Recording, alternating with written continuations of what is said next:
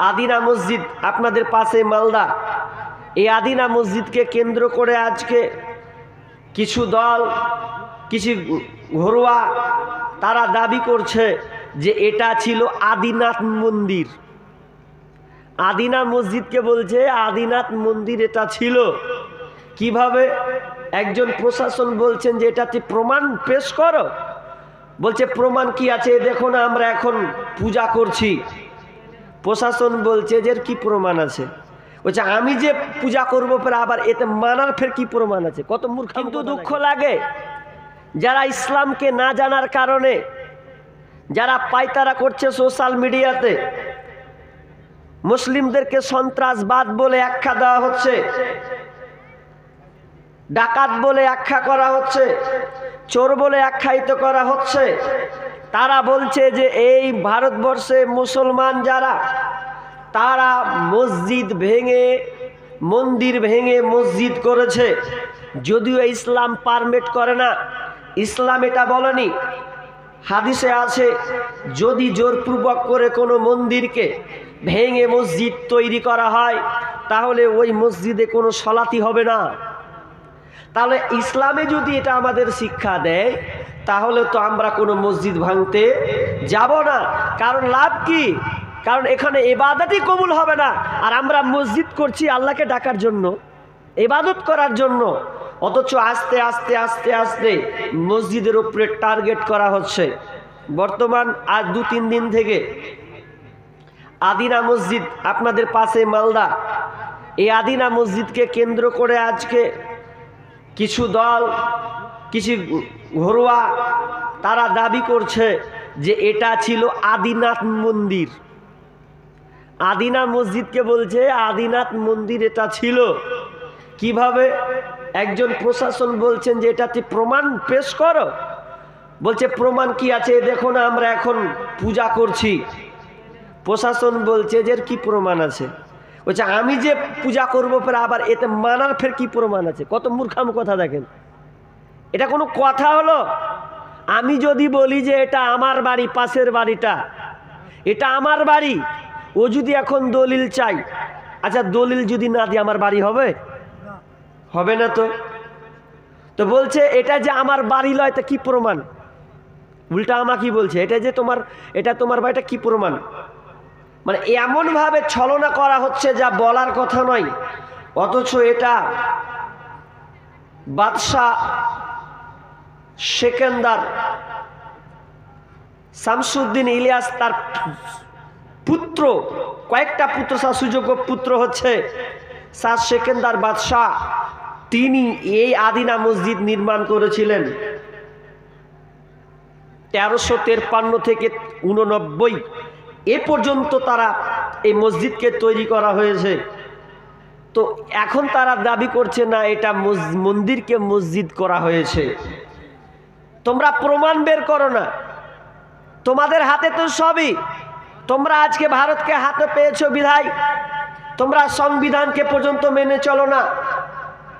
আর মুসলিম যদি সজাগ না হয়, আজকে বর্তমান মুসলিম যদি না জাগে তাহলে অবস্থা করুণ হয়ে দাঁড়াবে। মুসলমান, তোমাকে জাগতে হবে। তুমি ঘুমিয়ে আছো কেন? ঘুমিয়ে থাকার কারণে আমাদের অবস্থা। জাগো জাগো রে জাগো আজ মুসলিম নওজোয়ান, কেন বারে বারে আঘাত হানে ধর্মেতে তোমার। জাগো জাগো রে জাগো আজ মুসলিম নওজোয়ান, কেন বারে বারে আঘাত হানে ধর্মেতে তোমার। কি দোষ করেছি,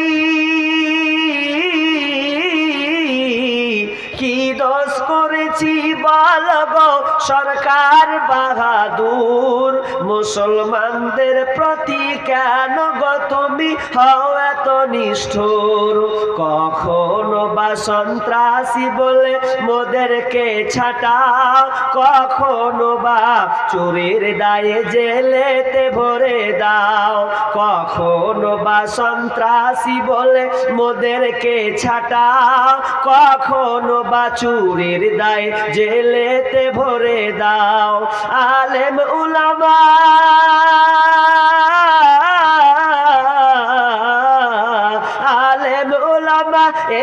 কখনো চুরি তো করে না, কেন চুরি করা পাপ কোরআনে আছে মোদের মানা। জাগো জাগো রে জাগো আজ মুসলিম নওজোয়ান, কেন বারে বারে আঘাত হানে ধর্মেতে তোমার। হতে পারে এই ভারতবর্ষ হিন্দুস্তানেরই মাটি, মুসলমানেরই রক্ত দিয়ে হয়েছে খাঁটি। হতে পারে এই ভারতবর্ষ হিন্দুস্তানেরই মাটি, মুসলমানেরই রক্ত দিয়ে হয়েছে খাঁটি। ভারত স্বাধীনে ভারত স্বাধীনে হাজার হাজার ওলামায়ে কেরাম কাটিয়েছে গর্দান রশিতে ভারত মোদের নাম। জাগো জাগো রে জাগো আজ মুসলিম নওজোয়ান, কেন বারে বারে আঘাত হানে ধর্মেতে তোমার। জাগো জাগো রে জাগো আজ মুসলিম নওজোয়ান, কেন বারে বারে আঘাত হানে ধর্মেতে তোমার। আমি ওইদিকে যাচ্ছি না, বিষয়ের দিকে যাব, তবে একটু ইঙ্গিত করি, মুসলিম তোমাকে জাগতে হবে।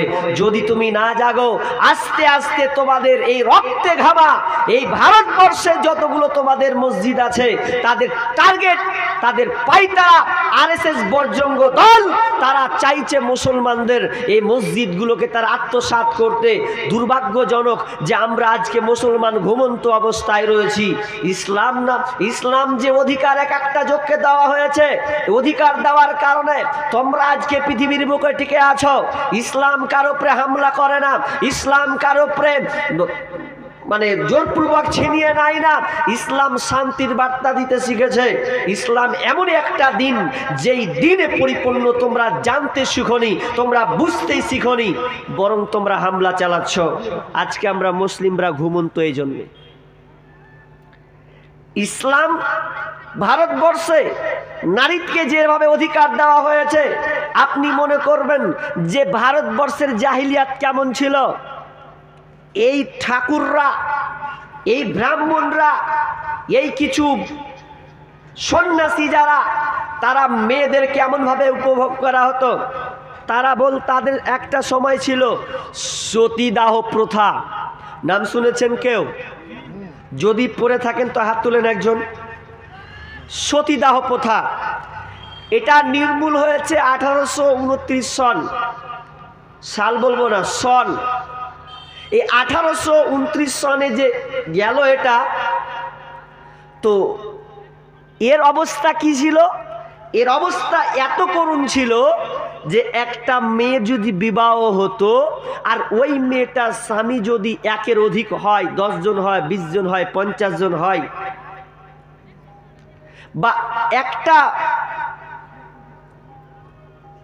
স্বামী আর বহু স্ত্রী, একটা স্বামী বহু স্ত্রী, এক জায়গায় পড়তে গেলাম, একটা ইতিহাসের বই খুলতে গেলাম, সেখানে রাজা রামমোহন রায়ের জীবনী পড়তে গিয়ে সেখানে কিছু হেডলাইনে একটা জাহিলিয়াতের ইতিহাস টেনে এনেছেন। সেখানে বলা হয়েছে যে একটা সন্ন্যাসীর 450 জন স্ত্রী, 450 জন স্ত্রী। সেই 450 জন স্ত্রী থাকা অবস্থায় এই সন্ন্যাসী মারা যাচ্ছে, এই লোকটা মারা যাচ্ছে। তো কি করতে হবে? যখন স্বামী মারা গেল, তার মানে 450 জন স্ত্রীকে এই স্বামীর সঙ্গে জ্বলন্ত আগুনে চিতায় পুড়তে হবে। এর নাম হচ্ছে সতীদাহ প্রথা। কত জঘন্য প্রথা! এদের কোনো সম্মান মর্যাদা ছিল না ভারতবর্ষে। রাজা রামমোহন রায় এ দৃশ্য দেখে হতবাক হয়ে গেলেন। আহারে, আমার চোখের সামনে একটা স্বামী মারার কারণে তার অধীনে 450 জন স্ত্রী, 450 জন স্ত্রী কম জ্বলতে হবে। কোনো তার পথঘাট নাই। তিনি ধর্মকে রিসার্চ করতে লাগলেন, গবেষণা করলেন। কোনো ধর্মে বলা হয়নি। এ করতে তিনি ইসলামকে ফলো করলেন। 16 বছর তিনি গবেষণা চালিয়েছেন। ইসলাম এত সুন্দর, এর চাইতে কোনো ধর্ম বিকল্প নাই যে ইসলামের ধারে কাছে আসতে পারবে, যে ইসলাম নারীকে মর্যাদা দিয়েছে। তাই তিনি কি করলেন, বাড়ি থেকে বের হয়ে কলকাতার দিকে ছুটলেন। লর্ড উইলিয়াম বেন্টিংয়ের কাছে গিয়ে বলছে যে আপনি এই সতীদাহ প্রথাটা নির্মূল করার চেষ্টা করুন, রোধ করুন, উঠিয়ে দেন। তিনি সাকসেস হয়েছিলেন, কিন্তু সাকসেস হওয়ার পিছনে তার কষ্ট ছিল যে তার তারিণী দেবী, তার মা, তাকে বহিষ্কার করেছিলেন, ত্যায্য পুত্র করে দিয়েছিলেন, যে আমি তোকে আর সংসারে রাখবো না। ভাইয়ার আমার, তাহলে ভারতীয় জাহিলিয়াত কত নোংরা ছিল। নারীদের সম্মান দেওয়া হতো না। ওই হিন্দুদের আকিদা আছে, তাদের আকিদা ছিল যে একটা মেয়ে যদি একবার বিবাহ করে তার দ্বিতীয় স্বামী করতে পাবে না যদি স্বামী মরে যায়। কারণ ওদের আকিদা বহু আল্লাহ হতে পারে কিন্তু বহু স্বামী হবে না। একটা স্বামী হয়েছে আর বিধবা হয়ে থেকে যাবে, ও বিবাহ করবে না। আর যদি হয় আবার তাদেরকে জমি জায়গা দেওয়া হয় না, মাহরুম করে দেওয়া হয়। ভারতীয় জাহিলিয়াত কত নোংরা, ঠিক তেমনি ভাবে ইসলামেও জাহিলিয়াত কত নোংরামি ছিল। এটা আপনাকে আমি একটা একটা করে বলবো, আপনারা ধৈর্য সহকারে থাকবেন।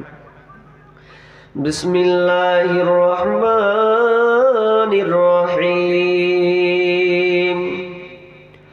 وَإِذَا بُشِّرَ أَحَدُهُم بِالْأُنثَى ظَلَّ وَجْهُهُ مُسْوَدًّا وَهُوَ كَظِيمٌ يَتَوَارَى مِنَ الْقَوْمِ مِنْ سُوءِ مَا بُشِّرَ بِهِ أَيُمْسِكُهُ عَلَى هُونٍ أَمْ يَدُسُّهُ فِي التُّرَابِ।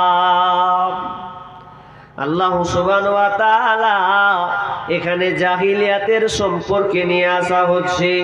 জাহিলিয়াত বলতে যেই সময় নবী তখনও নবুয়াতি পাননি, তার আগের জামানার জাহিলিয়াতের যুগ, যেই যুগটা আবু জেহেল আবু লাহাবের যুগ, সেই যুগের সময় নারীদেরকে কোনো মর্যাদা সম্মান দেওয়া হতো না।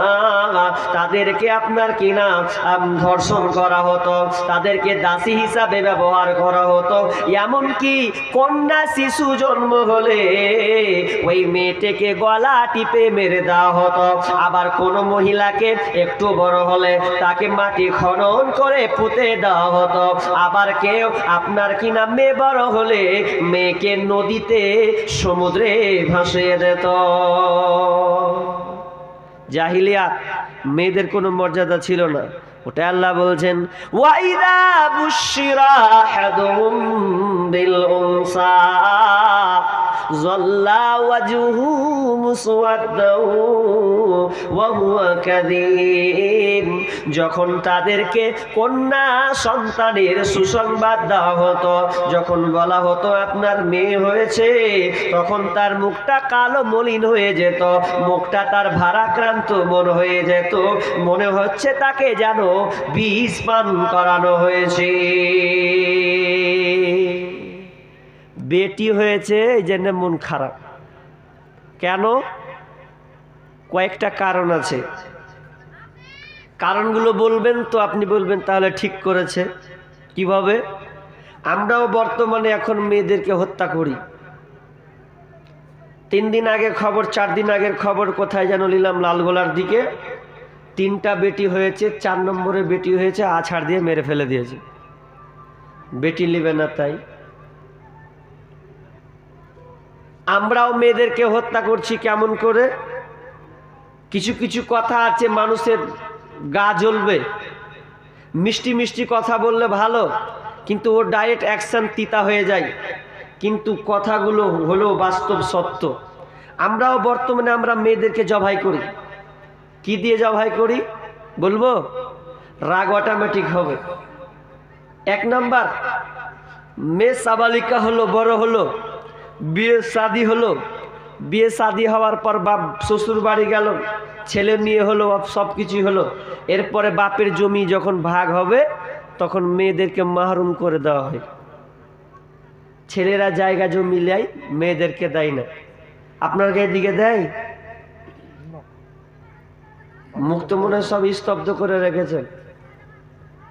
মেয়েদেরকে জায়গা জমি দেয় না, বেটারাকে বলে তোরা লিয়ে নিবি, আর বেটিকে বলে সান্ত্বনা পুরস্কার, থাক তুই। কোথায় পেয়েছেন আপনি? ইসলাম নারীদেরকে মর্যাদা দিয়েছে, আর আমরা মর্যাদাতে হাত লাগিয়েছি। আপনার ছেলে যদি 2 ভাগ পায় তো আপনার মেয়ে 1 ভাগ পাবে, আপনার ছেলে যদি 10 কাঠা পায় তো আপনার মেয়ে 5 কাঠা পাবে। আপনার হাত নেই। আর কত বাপজিগালাকে দেখছি মেয়েরাকে যদি ভাগ দেয়ও বা, তো ছেলেরাকে কইছে তোরা সদর গালা নিবি, ওই 16 মাইলের টাউন গালা আছে না, ওগুলা তোর। আর বেটিটাকে বলছে ওই যে বাঁশ ঝাড়ের পুঁয়ের কিছু হয় না, ওগুলাতে পড়া আছে, ওগুলা তোর ঘি। কে আপনাকে এগুলো বলেছে? অথচ একজন আলেম এখনো বেঁচে আছেন, আমি ফতুয়া দিচ্ছি না, তার কথা নকল করছি। আলেম এখনো বেঁচে আছেন, যিনি একজন রাইটার, লেখক। তিনি বলছেন, যদি তোমরা দুনিয়াতে জাহান্নামী লোক দেখতে চাও, যদি মনে করো জাহান্নামী লোক দেখবো, কোন লোকটা জাহান্নামী, তো ওই দিকে চলে যাও। যে লোকটা দেখো এই দিক দিয়ে হাঁটতে শুরু করেছে, 16 মাইলের দিকে যাচ্ছে, দেখো যে লোকটা বেটির জমি মেরে খেয়েছে, ওই লোকটা হলো জাহান্নামী। সে যতই আপনার তাহাজ্জুদ গুজার হোক, সে যতই বড় নামাজি হোক, যতই তাহাজ্জুদ পড়নেওয়ালা হোক, হাজি হোক না কেন, যদি মেয়ের জমি সে মেরে খায় আর ছেলেদেরকে লিখে দেয়, তো ওই আলেম বলছেন যদি তুমি জাহান্নামী লোক দেখতে চাও দুনিয়াতে, তো ওই লোকটাকে দেখো যেই লোকটা তার বেটির জমি মেরে খেয়েছে।